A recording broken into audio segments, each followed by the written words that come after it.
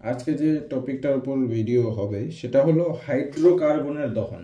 ঠিক আছে, তাহলে সবার আগে প্রশ্ন হলো হাইড্রোকার্বন কি? দুটো শব্দ আছে, হাইড্রো আর কার্বন। হাইড্রো মানে হাইড্রোজেন,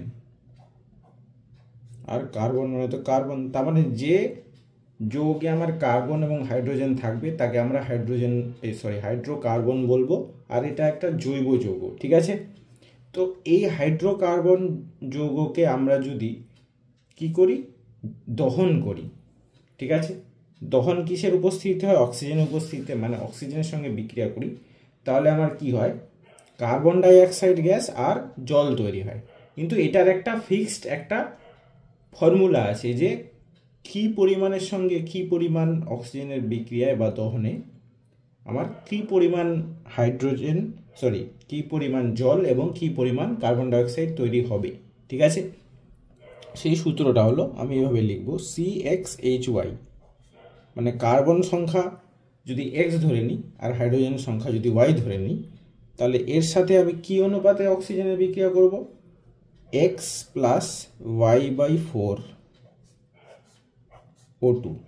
তার মানে এই মোল পরিমাণ অক্সিজেনের বিক্রিয়া করাবো, তাহলে কি তৈরি হবে? আবার আমার X পরিমাণ CO2 তৈরি হবে আর Y/2 পরিমাণ জল তৈরি হবে।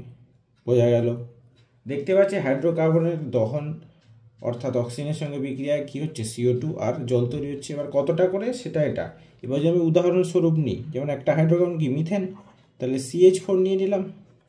তাহলে এখানে C কিছু নি মানে 1, তাহলে X কত? এখানে 1 আর Y4, এটা পেয়ে গেলাম। ঠিক, তাহলে CH4 আমার কতটা O2-র সাথে বিক্রিয়া করবে? X মানে 1 প্লাস Y/4 মানে 4/4 O2।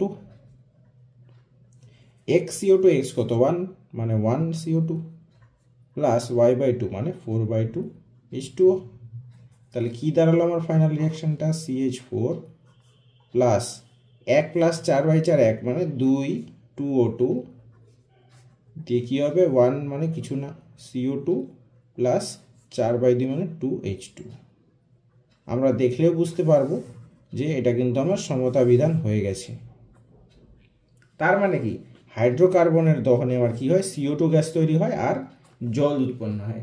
কি পরিমাণ তৈরি হবে সেটা আমি CXHY মানে হাইড্রোকার্বনের সংকেতটা দেখেই কিন্তু আমি বলে দিতে পারবো। বোঝা গেল? এইটাই হলো আমার হাইড্রোকার্বনের দহনের একটা মূল সূত্র। এই সূত্রের সাহায্যে আমরা যে সংকেতেরই হাইড্রোকার্বন আমাদের দেওয়া হোক না কেন, ওর দহনে কি পরিমাণ CO2 আর কি পরিমাণ জল তৈরি হবে, বা ওই হাইড্রোকার্বনের সাথে কি পরিমাণ অক্সিজেনের বিক্রিয়া হবে, সেটা কিন্তু আমরা খুব সহজেই বলে দিতে পারি। ঠিক আছে, তাহলে এই ভিডিওতে এতটাই। আশা করি উদাহরণটা দিয়ে বোঝাও গেল, সব ক্লিয়ার হয়ে গেছে। দেখা হবে পরের ভিডিওতে। ঠিক আছে, বাই বাই।